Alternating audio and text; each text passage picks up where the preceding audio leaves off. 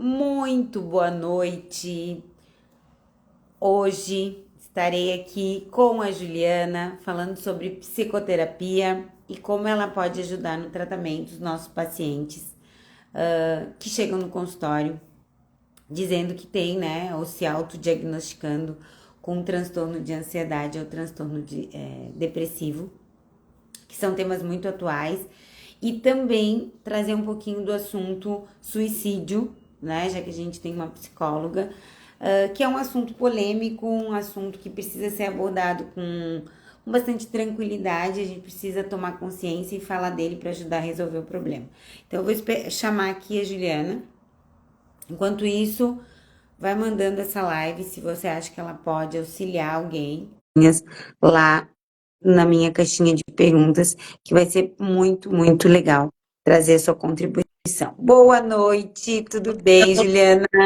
Tudo, Tudo bem? tudo. Prazer recebê-la aqui para Obrigada.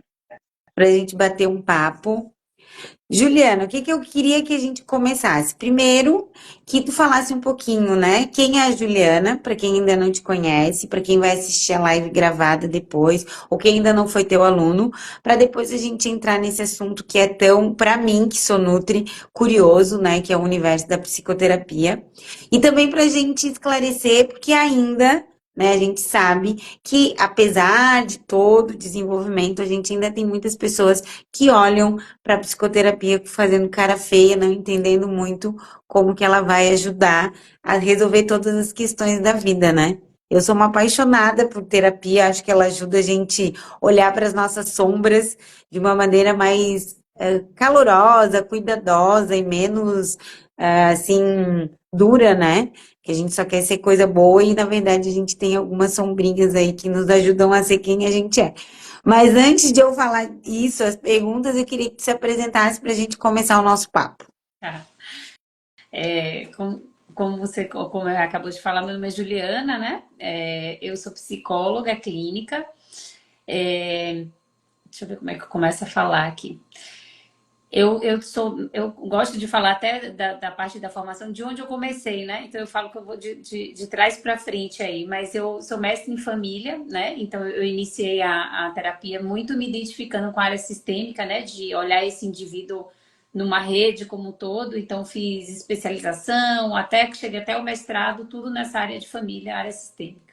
E depois eu comecei a sentir falta, né, de outras técnicas, outras abordagens, e aí eu comecei a trabalhar com comportamental, e aí fui me especializar nessa área, em transtorno alimentar, mindfulness, saúde, estilo de vida, estresse.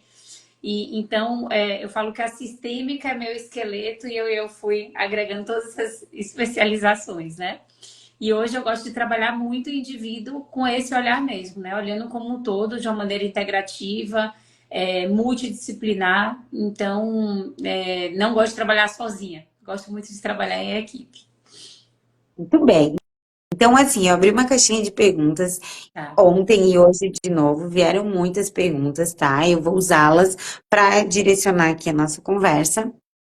E acaba vindo muita pergunta relacionada com os cursos que a gente tem, né? Então, de ansiedade, depressão, que está dentro da nutrição aplicada à psiquiatria e da neuronutrição. Vieram questões relacionadas à questão do TEA, TDAH, por causa do curso, né? De TEA, TDAH e síndrome de Down. Então, eu vou fazer um mix, porque geralmente vem perguntas bem misturadas, perguntas bem técnicas, a gente sabe que é aluno, e perguntas mais do senso comum, que são pessoas que estão vendo e se interessam pelo tema.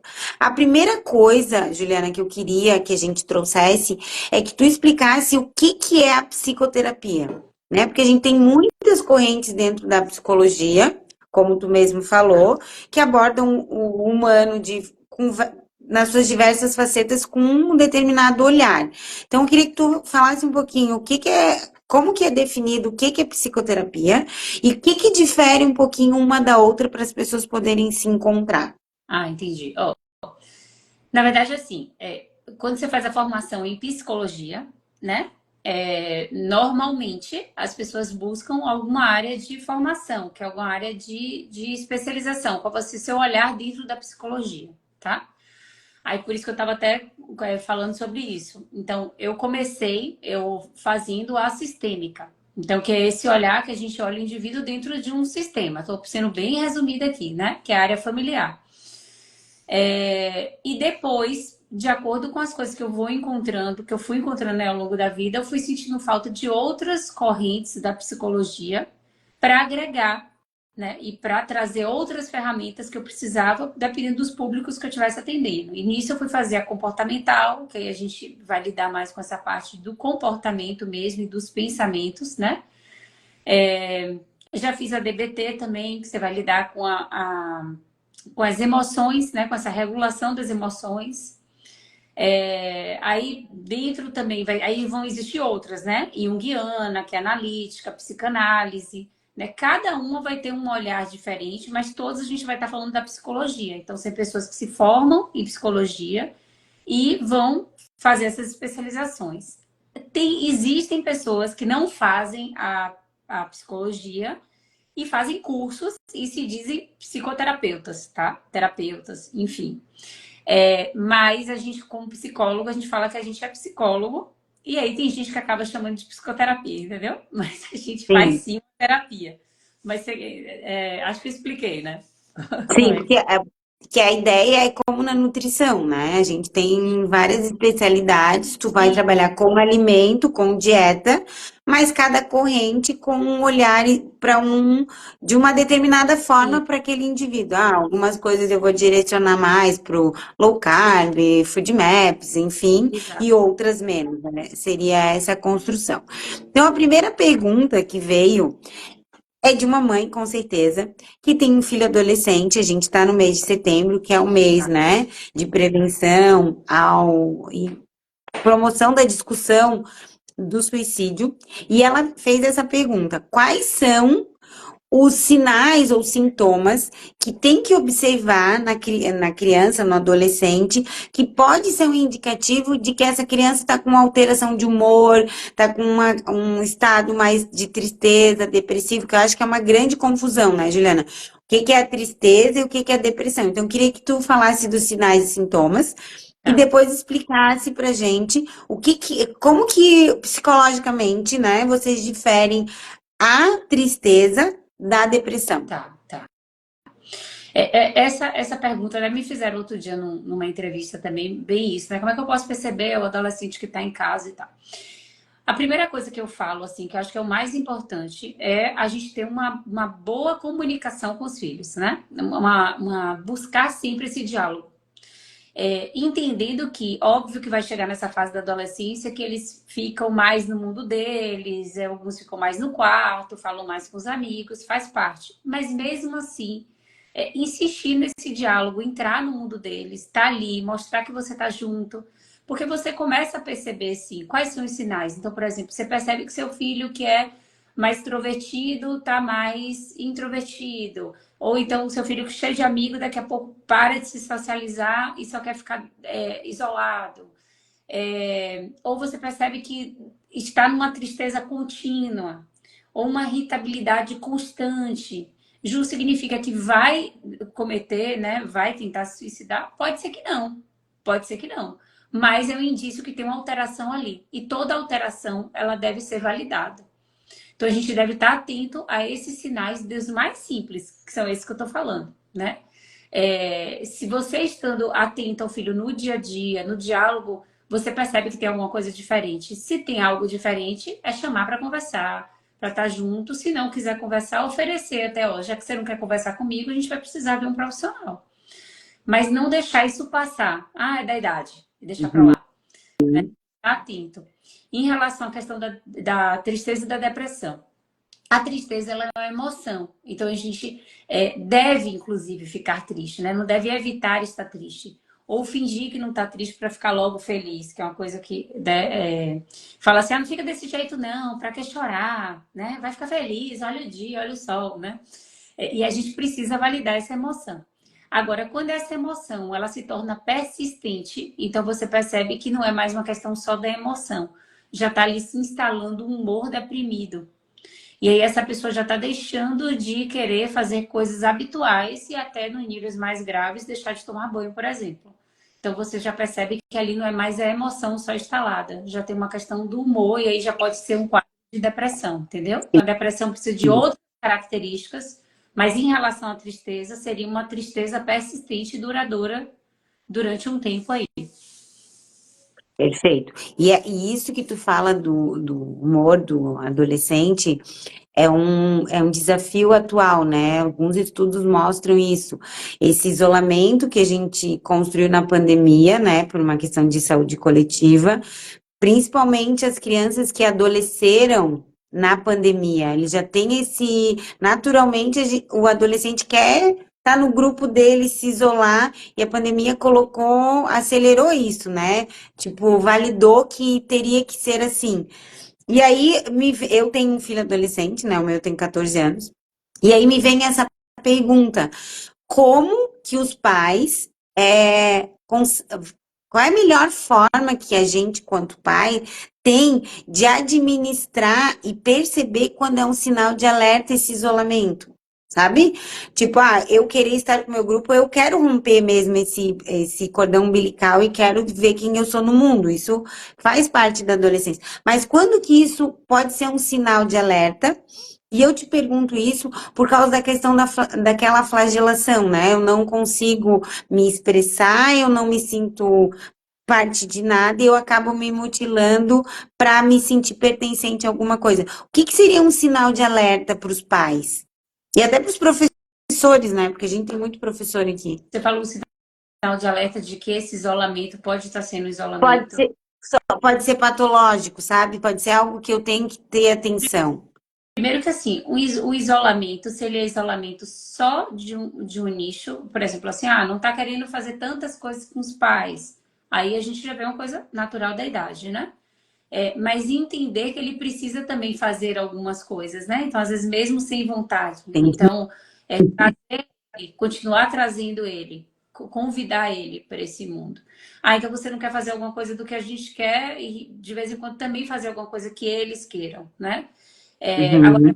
tem o isolamento em casa. Aí começa a se isolar com os amigos. Aí sai do grupo de amigos e você começa a perceber que está num grupo completamente diferente. Ou um grupo também que pode ser um grupo que, como você está trazendo aí, que tem algumas pessoas com algumas complicações mais sérias. Então, essa questão da automutilação.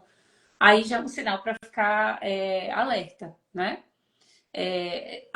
Eu falo que assim, ser pai e mãe de. Que todo filho tem suas fases aí, né? Eu tenho todas as escadinhas aí. Mas quando você chega nessa fase da adolescência, é um desafio diário, porque é isso, eles estão em constante mudança, eles estão. As sinapses deles são muito mais rápidas, os hormônios também, tá tudo tá bagunçado dentro deles. Então, eles estão tentando também se encontrar e se entender e buscar essa identidade.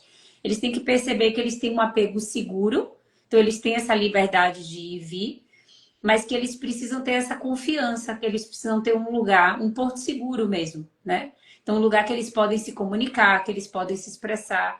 E aí, às vezes, os pais falam assim, desistem. E eu acho que essa coisa do sinal de alerta vem muito daí. Deixa que tá tudo bem. E aí, ele tá ali buscando ajuda. Como? Pedindo ajuda. Às vezes, começa a ir mal em todas as matérias.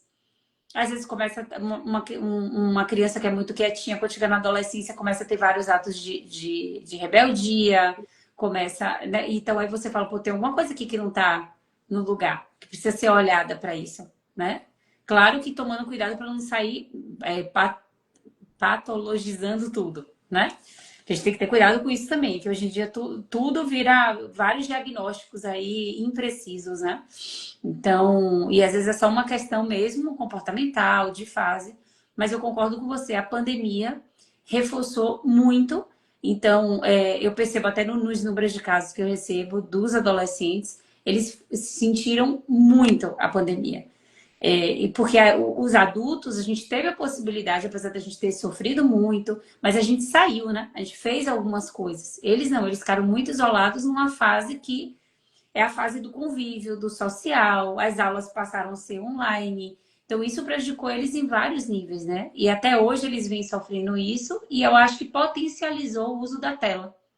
Então, porque como era o único lugar que eles tinham de socialização, né? Uhum. E o uso da tela tela também acaba que traz ele para esse mundo virtual e tira desse convívio social também. E dentro disso, né, Juliana, eu tava lendo alguma coisa essa semana que está associada com o que tu falou. Um é a dessensibilização para algumas coisas, né? Tipo, a gente briga, por exemplo, a gente não vai ter que negociar. Eu vou lá e te cancelo, te desligo, te derrubo e tá tudo bem. Eu vou lidar com o que me ocasionou, mas eu não preciso achar essa mediação. Isso foi uma coisa que eu acho que é importante. E a outra coisa é a habilidade de conversar mesmo pessoalmente, né? Uhum. Po- Porque tudo virou teclar e tela. E como que tu que está na clínica, tem percebido isso? E além de perceber, como que a psicologia, de uma forma geral, vai nos orientar, né? Porque vocês que vão nos ajudar a entender esse problema e achar um caminho de solução. Eu acho que a gente encontrar o equilíbrio, que é aí que mora a dificuldade, né? Mas literalmente encontrar equilíbrio dentro disso, assim, porque muitas pessoas que estão viciadas mesmo, né, na questão da tela, elas não se dão conta. E se você fala, ai, que exagero, não tô nada. E aí você vê que a pessoa está o tempo inteiro mexendo no telefone e deixando de prestar atenção no que ela está vivendo, né? Outro dia eu levei a minha filha de 13 num show e aí me chamou muita atenção, assim, porque teve uma hora que eu tava com ela, eu falei, vou dar uma filmada aqui. Quando eu fui ver, mas eram uns muitos telefones, assim, pra cima o tempo inteiro, inteiro. Né? Ou, outro exemplo, eu fui correr agora no domingo e aí eu queria chegar no lugar que eu queria chegar no meu pace e aí eu não conseguia passar pelas pessoas que tinha um monte de gente filmando. Eu falo, putz, logo agora, Hoje? na hora. Mas eu acho que isso é um reflexo do que a gente está vivendo, que é essa coisa da tela o tempo inteiro, né? E aí realmente é nocivo, né? Eu acho que vai ser encontrar equilíbrio, né? Saber que não tem como tirar. Então, não tem hoje como você chegar, por exemplo, para um filho e dizer, você não vai ter, vou tirar de você o telefone. Porque é o mundo hoje, né? Então, o digital chegou, tá aí. Eu acho que até para quem não... Eu mesmo tenho dificuldade com algumas coisas, não gosto muito. Gosto muito do papel, livro de papel, né? Mas a gente não pode fugir disso, é realmente uma evolução, a gente tem que usar isso a nosso favor, né? Então, o que eu tenho sugerido para os pacientes é tempo de uso, que nem a gente coloca nos filhos, que eu até sugiro também, tempo de uso de tela, de tempo que vai ficar, quanto a gente também se policiar. E se tiver dificuldade, a gente também colocar o aplicativo lá, para desligar o tempo que você vai usar na rede social, o tempo que você vai usar o telefone, você se policiar enquanto está fazendo alguma coisa, desligar, tirar a notificação. Então a gente precisa começar a usar essas coisas para a gente se policiar, porque senão a gente é tomado, né? Até porque a gente sabe que hoje todos esses sites são super convidativos e quando você vê você está preso ali, não se deu conta, né? Que o tempo passou. Passa o tempo e a pessoa nem vê. E aí, Juliana, dentro disso, por exemplo, né, esse uso abusivo da tela, a gente percebe que acaba limitando a capacidade de concentração, né? Hoje, as pessoas têm muito mais dificuldade de ler capítulos longos, porque parece não, o cérebro se acostumou com outro ritmo de estímulo. E aí a pergunta que veio, que eu acho que é muito interessante, é: será que não está se fazendo um super diagnóstico de TDAH em adultos, como TDAH tardio? E será que isso não tá relacionado com os nossos comportamentos e não necessariamente com uma alteração de déficit de atenção? Sim, Eu pergunto isso porque é uma coisa que eu penso, tá? Mas eu não sou especialista no assunto para dar minha opinião. sim, concordo. É isso que eu estava te falando do diagnóstico, a gente tem que ter cuidado também com os filhos, né? As pessoas já chegam assim, eu tenho certeza que eu tenho TDAH. Eu escuto isso toda hora. E agora parece que virou Moda, moda. moda, né? É meu TDAH. Eu faço isso porque é meu TDAH. É uma justificativa. Eu acho que sim, que a gente está tendo diagnósticos errados sendo feitos. A gente tem muito traços de comportamento. Se você for ver vários transtornos mentais, se você for ler os sintomas, todos nós vamos nos encaixar em vários. Por quê? Porque os traços desse comportamento, eles são nossos comportamentos que estão ali. O que vai caracterizar cada transtorno? A frequência, a intensidade, né? E aí é o que você está trazendo. O que acontece? O uso da tela, então a gente sabe que o que faz prender tanto, né? É a liberação rápida de dopamina, que faz você ficar ali o tempo todo. Quando você vai pegar alguma coisa mais lenta, você não vai ter essa liberação rápida. Então você rapidamente vai querer desistir daquilo dali e fora que você acha que está perdendo tempo, né? Então, e você vai achar um aplicativo. Essa semana também eu soube de um que eu nem sabia que existia, que é um aplicativo, o livro que você quer, você fala e sai o resumo do livro que você quer. Falei, meu Deus, olha o quanto que a gente chegou, né? Então, a pessoa sabendo que existe um caminho mais rápido, ela acaba tendo preguiça mesmo de ler um mais longo, e aí quando tá lendo o longo já nem tá com atenção plena naquilo, porque já tem uma mensagem ali nela subjacente lá no subconsciente dela que ela pode ir por um caminho mais rápido. E aí vai falar, não, acho que eu tenho um problema de falta de atenção. Eu tenho muito paciente que fala assim, Ju, acho que você toma algum remédio, tem problema de foco. Aí eu falo, você não tem problema nenhum de foco. Você tem que tratar algumas coisas, mas não tem problema de foco, né? Mas óbvio que dá pra gente treinar o foco e a atenção sem tomar medicação quando não precisa, né? E eu percebo isso muito, que é aquela, parece que é a ansiedade de não perder nada na vida, né? Não conseguir deixar nada, tem que aproveitar tudo e aí é tudo junto, tudo muito rápido, tudo. Esse é um grande problema que a gente tem na nutrição, em relação à saciedade, porque aí a pessoa quer fazer tudo com o celular na mão, inclusive comer, e aí ela realmente come qualquer coisa, porque a atenção dela tem em outro lugar. E a gente vê isso muito frequentemente em criança, né? Isso. Quando a criança tem algum grau de seletividade, até as Nutri que trabalham com terapia não mexem na tela num primeiro momento para começar a inserir outros sabores, outros alimentos, outras texturas, para depois fazer o trabalho de retirada da tela. E como é forte, e aí eu vou te perguntar isso. Como que na psicologia, né, chega um paciente adulto ou adolescente ou criança que tem essa super adesão à tela, como que é feito esse trabalho para fazer esse desmame? Não sei se é seu termo correto, mas para ela conseguir organizar e ter uma vida sem tanta influência, né? Sim. Ó, a primeira coisa, quando a gente fala no vício na tela, a gente vai entender que todo vício, né? A gente está falando do vício, ele vai ter é como se fosse uma compulsão, né? A gente pode ter por compra, por drogas, por mundo virtual, por pornografia, enfim. Então, a primeira coisa é identificar. A pessoa identificar que ela tem uma questão ali e ela precisa tratar, né?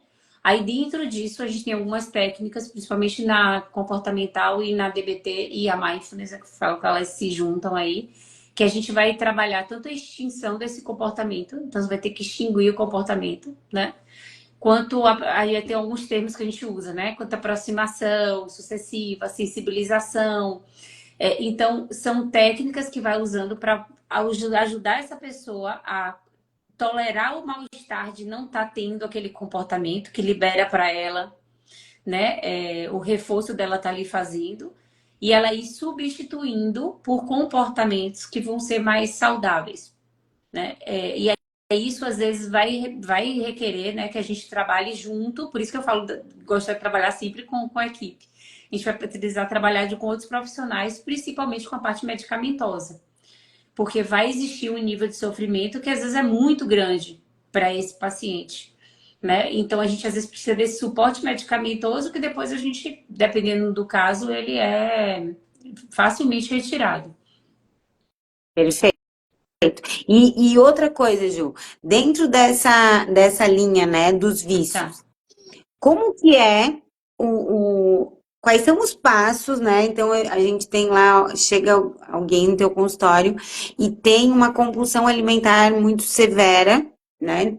E tem associado a essa compulsão um quadro de obesidade mórbida, né? Uma obesidade importante. E aí a gente, né, na nutrição tem uma briga com a história dos desafios, né? 21 dias para mudar o comportamento, de qualquer coisa em relação à alimentação, eu acho que a gente é o que mais sofre com isso, porque agora vai começar a esquentar, vai começar 21 dias sem glúten, 21 dias sem isso, sem aquilo. E que na nutrição a gente sabe que não vai ser efetivo, porque eu restringo muito, em determinado momento a pessoa não pode mais olhar para aquele alimento, acaba gerando uma aversão, e ela vai retomar o comportamento anterior, porque a dor de permanecer ali é muito grande.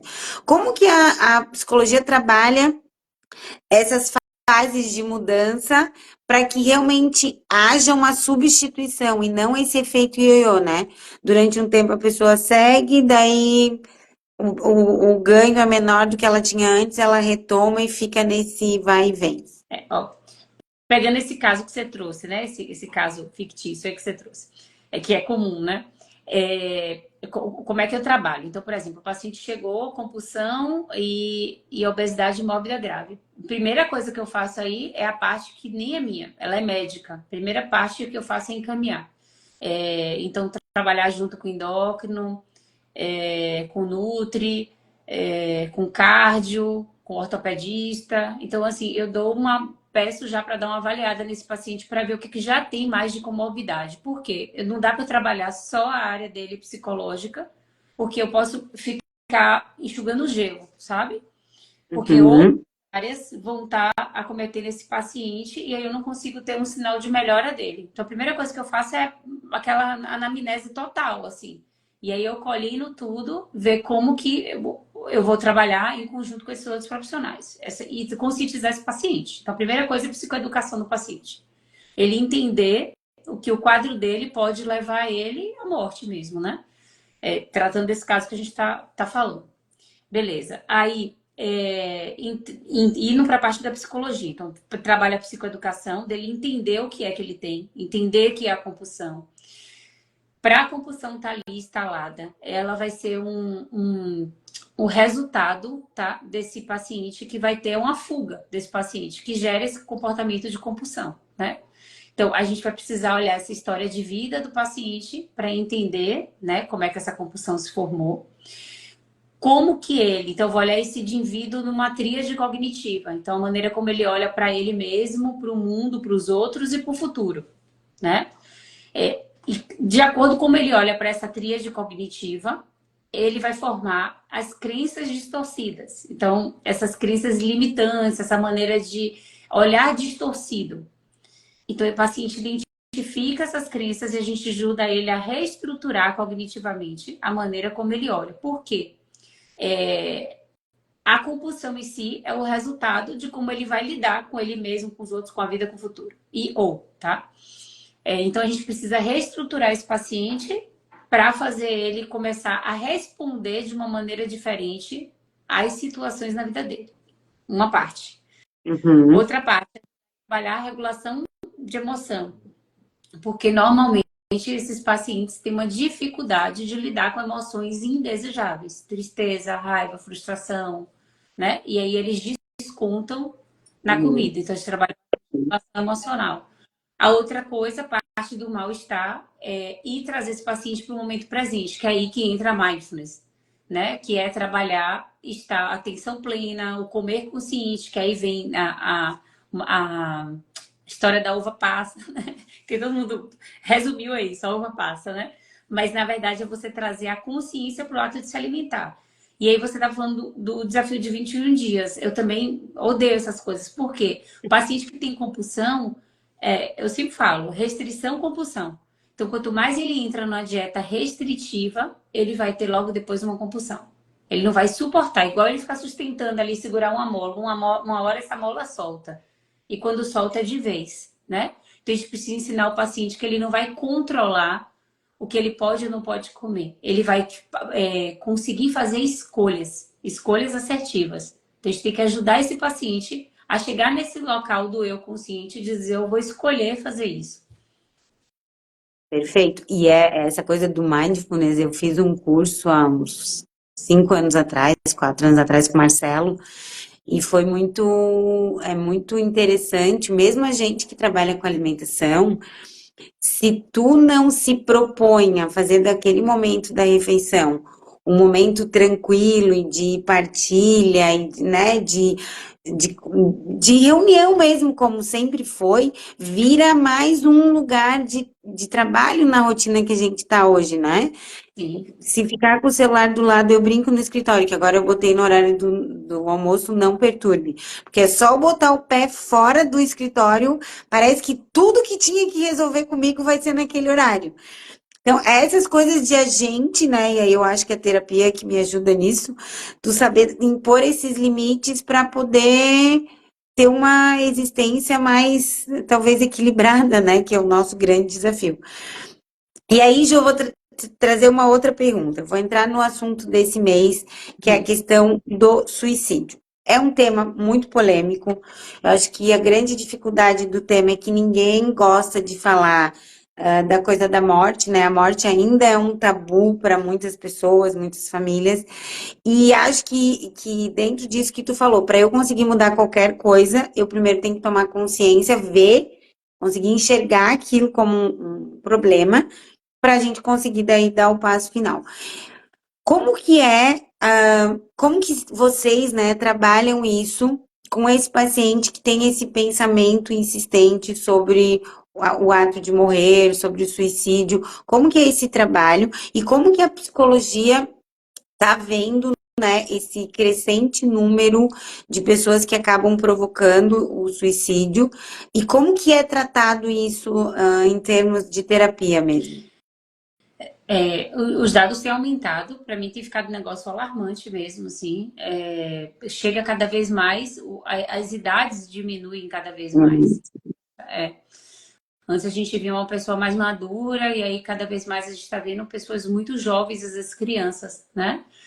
Eu acho que assim, a primeira parte, como sempre, vai ser sempre a psicoeducação, mas o paciente, quando ele chega com pensamento, a primeira coisa que você vai ver se existe o pensamento só, e se ele já passou para o planejamento. Então, se nesse pensamento Uhum. já planeja o como, tá? E aí é um sinal do semáforo super vermelho, se já existe um planejamento. O paciente com pensamento, tem muita gente que às vezes diminui e fala assim, ah, não é nada não, tá falando só para chamar atenção.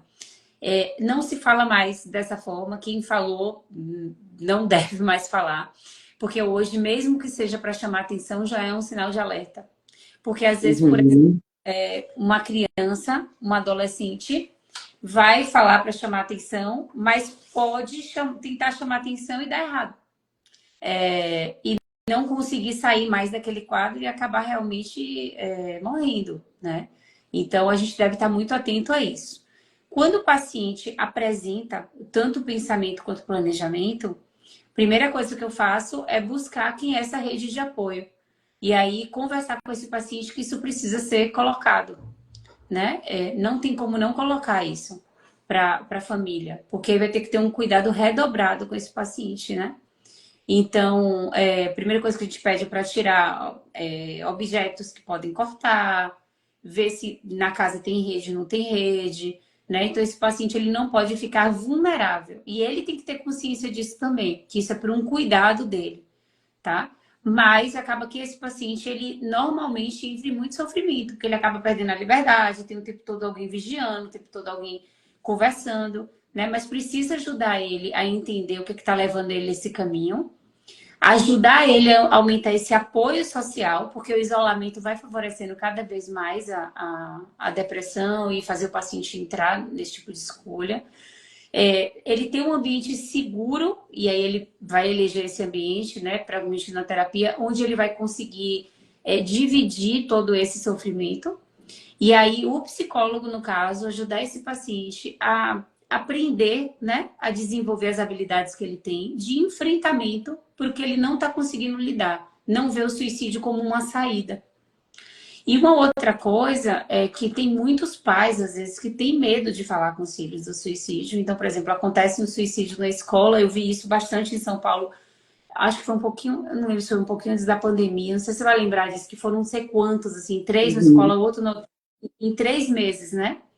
E aí os pais não querem falar disso, porque acham que se falar vai estar chamando atenção para o filho de uma coisa, e ao contrário, a gente tem que conversar para ver o que eles estão pensando a respeito do assunto, né? E dissolver aquele assunto. Quanto mais é um tabu, é pior, né? E eu, Então eu acho. Hum, e eu vejo que o do suicídio é isso, sabe? É tão, é como se fosse a caixinha de Pandora, não pode abrir, não pode mexer, não pode conversar. Mas aí tu não consegue nem orientar o que que as famílias têm que observar que pode ser um sinal de alerta. e Então, na escola do meu filho, esse mês teve, né? Tiveram alguns podcasts, algumas falas, tratando bem, de forma muito acolhedora a questão do suicídio, para que as famílias consigam identificar que pode acontecer um problema. E aí, essa é uma outra pergunta. O adolescente ou a pessoa mais madura que tem esse pensamento, né, voltado para o suicídio, o que que faz com que esse pensamento ocorra? Ou qual é o... Está sempre ligado a um quadro de depressão ou não? Como que é essa construção? uma coisa que eu enxergo de muito comum, assim, entre uma fala que para mim é muito.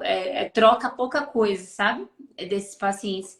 É que eles se sentem vazios. Eles se sentem anestesiados, assim. Eles não sentem mais nada. Essa é uma fala muito comum, sabe? É uma desistência mesmo da vida, é um cansaço, sabe? Isso é muito nítido. Claro que nem todos são o mesmo motivo, né? Tem gente que às vezes comete um ato desse por desespero, por achar que o sofrimento que vai passar vai ser uma coisa tão grande que não vai conseguir suportar. Às vezes um pai de família que perde o trabalho e já imagina toda uma cena, entra num looping ali de pensamento e tem aquela atitude impulsiva. Existem esses também, né? Eu vi alguns vídeos de pessoas mostrando pessoas, ai, mas estavam super felizes, né? Mas ali é o que ela tá mostrando por fora, você não sabe o nível de sofrimento por dentro. Então, para mim, o sofrimento ele tá sempre atrelado, sempre vai estar atrelado. E a saída que aquela pessoa está encontrando é essa. Uma outra coisa, normalmente as pessoas elas se acham um fardo e acham que elas vão estar aliviando também a vida das pessoas que estão em volta dela. Não enxergam que é o contrário, né?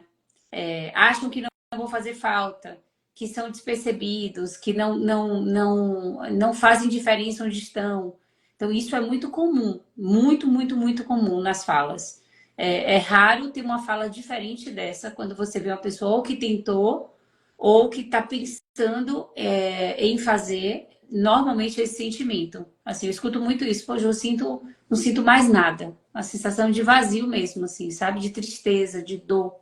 E aí a saída que acho que vai ser essa, sabe? Assim, de desconexão com tudo. Nada mais importa, perde a razão ali, sabe? E aí, Ju, uma vez que se identifica isso, aí o acompanhamento é como tu falou, vai para psicoterapia. Normalmente, existe um prognóstico, assim, quanto tempo vai conseguir se recuperar completamente, vai mudar completamente essa forma de pensar, ou não tem esse dado? Eu nunca vi esse dado, assim. O que eu sei é que, assim, tem como recuperar. Você tem como sair disso e dizer, eu passei por isso, eu lutei e não faço mais isso na minha vida. Mas, o que é que a gente tem que estar atento? Se foi um quadro vindo de uma depressão profunda, aquilo tá instalado ali, né? Então, a Uhum, gente dá esse paciente a trabalhar com recaída. Então, quais são os gatilhos que levam à recaída? Então, quais são as coisas na sua vida que faz com que você entre naquele espaço de novo? Porque, por exemplo, se eu não respeito os meus limites, né? E aí eu começo a ultrapassar o tempo todo os meus limites, em algum momento eu vou entrar em nível de sofrimento. E aí, como que eu lido com esse sofrimento? Pode ser que eu tenha uma recaída, que eu deprima, que eu tenha aumente muito minha ansiedade, que eu tenha alguma atitude dessa, porque igual a gente está falando da compulsão, é a minha fuga, né? uhum. E eu aprendo a identificar isso em terapia, que aqui é um limite meu. Eu tô vendo que os sintomas estão começando a aparecer, tô começando a ter pensamentos automáticos, repetidos. O que é que eu preciso fazer? Quais são as minhas ferramentas para lidar com isso daqui? Aí vai trabalhar as ferramentas tanto psicoterápicas quanto farmacológicas, né? Para quê? Para a gente diminuir a ruminação mental, não deixar esse humor deprimido a ponto dessa pessoa entrar nesse espaço de novo. Então, assim, tem cura, tem cura. Mas como todas as outras coisas na vida, a gente tem que estar sempre atento para ver quais são os gatilhos que me levam a entrar nesse lugar de novo, né? Perfeito. Mas Essa ideia, né, é, e essa ideia da campanha, eu acho que é justamente isso, né? Trazer de uma forma menos traumática, talvez, esse assunto, para que as pessoas, de maneira geral, saibam que ele existe, que ele é um problema de saúde pública, né? E existem aí previsões de que a gente nem viveu a pior fase ainda do confinamento, né? Que vai ser ainda essa geração que cresceu, né? Confinada, se desenvolveu. Eu tenho o filho do meu professor de musculação, o bebê dele nasceu no meio da pandemia, e o pequenininho, quando começou a andar, ele caía e ele dava a mãozinha para limpar com álcool gel. E aí ele disse que um dia aquilo foi que ele viu aquilo e mexeu com ele, ele falou assim: "Não, mas calma aí, tá tudo errado. Meu filho não pode tudo que ele encostar, a primeira coisa que ele vai pensar é que ele tem que limpar a mão com álcool gel, porque isso vai gerar com certeza um problema no futuro, vai encostar alguém vai querer limpar a mão. Então, essas coisas que às vezes a gente entra na roda viva do tempo, não se percebe, e lá na frente vai desencadear em algum comportamento que talvez não seja tão adequado para a nossa própria preservação, né? exatamente. Ou até num quadro obsessivo compulsivo mesmo, né? Que foi outra coisa que aumentou muito com a pandemia por conta do álcool gel. Que a gente é incrível, né? Eu sou apaixonada por psicologia, acho que todo mundo deveria se dar esse presente, né? De fazer a terapia. E aí, Ju, para a gente encerrar. Como que é para vocês agora, né, nesse mundo moderno, como que é para o psicólogo receber no consultório nós, pacientes, já chegando com esse diagnóstico, né? Ah, eu vim porque eu tenho TDAH, ou porque eu tenho ansiedade, ou porque muitas vezes isso não é um diagnóstico fidedigno. Como que tu trabalha isso e como que é desconstruir esse desejo, às vezes, de ter um diagnóstico do paciente? Eu gostei da sua pergunta. É porque isso é uma coisa que eu sempre acreditei, assim, né? Qualquer transtorno que a pessoa tem, a pessoa não é o transtorno. Antes de tudo, é ela mesma, né? E eu acredito que, assim, o caminho para a saúde mental, então, o melhor caminho para a nossa saúde mental é a gente trabalhar, isso eu bato muito nessa tecla, é a gente trabalhar a nossa autenticidade. E para eu ser autêntica comigo mesma, eu preciso reconhecer quem eu sou, as minhas qualidades, minhas habilidades, potencialidades e também o que eu tenho de ruim e que eu considero ruim, que às vezes não é nem ruim, mas que eu considero ruim em mim. Quando eu sou autêntica com isso, eu consigo expor minhas vulnerabilidades, consigo expor quem eu sou. Eu não tenho receio de que a qualquer momento, né? O pessoal fala muito da síndrome do farsante, que a qualquer momento alguma coisa vai desmoronar. Então eu me reconheço. Quem sou eu? Quem é Juliana? E o que eu trago para os pacientes é justamente isso, porque eles já chegam assim, porque eu sou borderline, porque eu sou isso, porque eu sou aquilo. E o que eu trago para eles é justamente isso. Vocês não são o que vocês se rotularam de acordo com o diagnóstico ou que receberam ou que acham que tem, que às vezes nem receberam, né? Vocês são fulano, cicrano, né? Então, e o que que tem em você além disso daqui? Isso daqui é uma parte sua, que faz parte de você, né? E pode deixar de fazer, dependendo do que for. E mesmo que seja uma coisa que seja crônica, como um transtorno borderline, por exemplo, mas isso não vai te definir quem você é. Você pode aprender a lidar com isso. Então, isso para mim é uma coisa que eu já tenho desde sempre, assim. Eu nem gosto quando me encaminha um paciente que fala, tem isso, eu nem quero saber. Eu quero conhecer aquele paciente para ver como é que eu posso ajudar ele a encontrar uma qualidade de vida, uma felicidade genuína, sabe? Que ele tem uma vida que vale a pena ser vivida por ele, sem sofrimento, sem peso. Assim, isso é o que eu mais acredito. Nossa, perfeito. Juliana, só tenho a te Obrigada. agradecer. Muito obrigada. Foi um bate-papo muito gostoso e que fique aqui, né, essa mensagem de olhar para os problemas, né, da mesma forma que a gente olha para as qualidades, que eles têm muito a nos ensinar. Eu penso isso, né? Hoje à tarde a gente fez uma dinâmica lá no Instituto que foi com o Eneagrama, e aí cada um descobriu qual era o seu número, tal, qual que eram os seus pontos positivos e o que que a gente tinha a ser melhorado. Trazer essa clareza é muito interessante. A gente até brincou, nossa, realmente, olha, tu é assim mesmo, isso tá perfeito para ti. Então, acho que é isso, essa coragem, né? De olhar para a luz e para a sombra é o que faz a gente ser autêntico, como tu falou. Muito, muito obrigada. Até uma próxima, uma boa noite. Obrigada por todo mundo que esteve aqui. A live vai ficar gravada. Então, quem não pôde estar com a gente, depois pode assistir. Muito obrigada. Nada, um beijo. Tchau, tchau. Um beijo. Tchau, tchau.